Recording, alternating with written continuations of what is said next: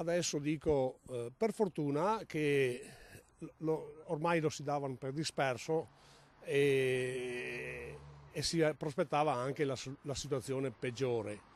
Adesso io dico, meno male che sembra sia in vita, e sono davvero preoccupato anche per quali condizioni di vita possa avere in questo momento trattenuto in quei territori da quelle frange estremiste. Nessuna notizia ufficiale sulla sorte di Fabrizio Pozzobon, militante nelle file della Lega Nord ed imprenditore di Castelfranco scomparso nel nulla nel dicembre del 2016.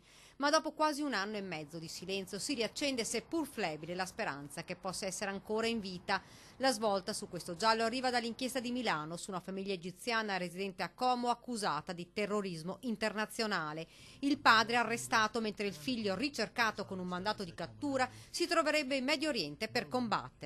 Ed è proprio durante una conversazione che sarebbe emersa questa verità. Il giovane avrebbe fatto da interprete negli interrogatori dei miliziani a Fabrizio Pozzobon. Si parla di qualche tempo fa, poi dell'imprenditore trevigiano. Non si sarebbe più saputo nulla. Ma facciamo un passo indietro. Un anno e mezzo fa Pozzobon lascia il trevigiano per un lavoro in Turchia, così almeno dice anche alla famiglia.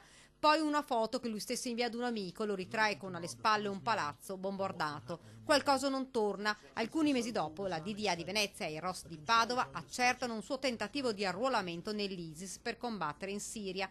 Poi il silenzio, una notizia che sconvolse quanti lo conoscevano. Per la verità io ho manifestato un certo stupore quando mi hanno prospettato l'ipotesi che avesse potuto aderire alle frange estremiste dell'Islam. Io l'ho sempre considerato una persona tranquilla, pacifica. Pozzobon sarebbe tenuto prigioniero in un covo di terroristi sulle montagne, ma sul suo stato di salute e sulla sua sorte non si sa nulla.